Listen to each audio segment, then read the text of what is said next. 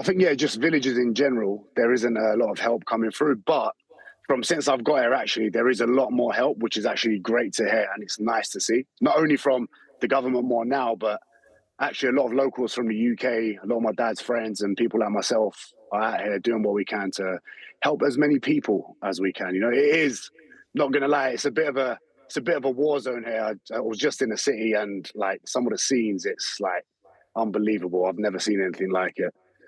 I'm sure, and all the more credit to you for making the journey. Talk us through how things have developed in your mind since Monday, and when you made the decision to get out there, and the journey, and the status you find yourself in now. Oh, if I'm being honest, I'm not going to lie.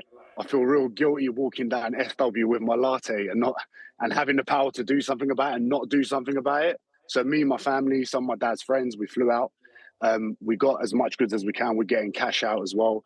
But since we've got here, a lot of people have also come and actually given a lot of people what they need, as in like food. What they're missing out on, sorry, is actually things like tents that they can't actually get at the minute. But food, water that they now have.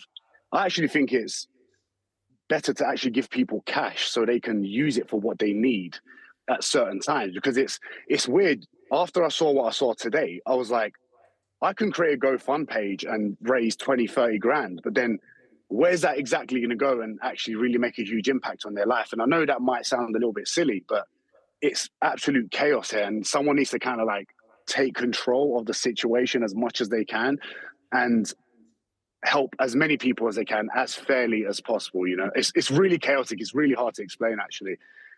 No, I mean, I can believe it, and that sort of sense of chaos. Those people you know in the region, your dad's friends, I think you mentioned. Who do they? Is there a sense of blame on that, or do they actually understand that? Of course, this is a crazy, unprecedented situation, and it's going to be impossible to help everyone in a coordinated fashion instantly. They understand it's crazy, but they're also people that are being raised around here, and it's a crazy environment to be raised around. You know, a lot of these people around here, they come from suffering. It's almost like they're used to an element of suffering. So obviously it hits hard when they're seeing their families on the buildings, but it's just, I guess, it's just a hard one to tackle, because you look at the city itself and it's just everything's like, nothing's there. There's no city left, and it's like I said, it's like a war zone. And it's difficult to take in, actually.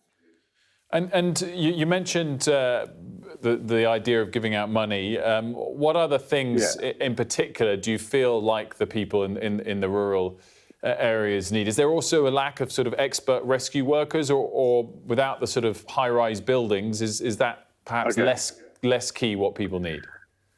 So what's happening is I think like there needs to be an expert that needs to kind of take control of what's happening. There's people literally just walking down streets and trying to hear a noise. And once they hear a noise, they hear potentially a voice. They then get experts, I don't know who, to go and try and do something about it. But then you see like 40 people in one place, and you kind of don't know who's doing what or who's taking control. And that's no disrespect to anyone here. They're obviously doing what they can. And it's obviously very tough. It's just there's so much. All the buildings are all over the floor. The city, there is no city left. So it's like there's so much pain and it's so difficult to control. Someone needs to come and really like do something about it, or just take control of the whole situation, which again is very hard. And what are the conditions like? I mean, I don't know how many days you've been there now and how many days you plan to stay, but do you feel for your own safety and well-being out there? I mean, talk us through the conditions. You know what?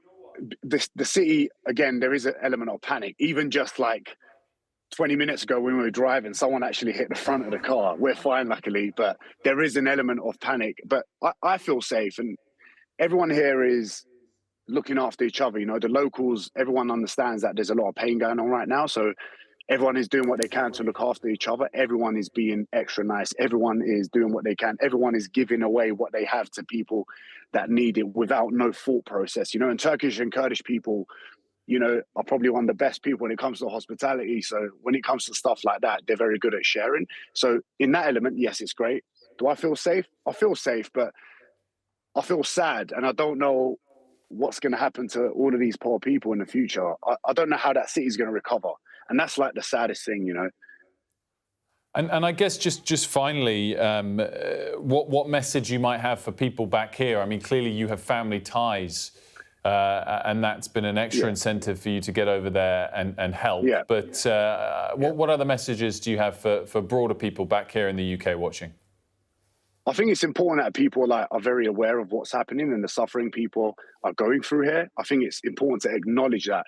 And if you are going to take action on it, I think smart people and people that have the power should come together and actually do something that's going to make a huge impact on the individuals here. Like I said, it's easy to do a GoFund page and throw money and get random bits, but I think there needs to be like a group of smart individuals that get together and actually help rebuild the communities and the villages and towns around here. That's what I would advise, and that's what I would want to do with my friends.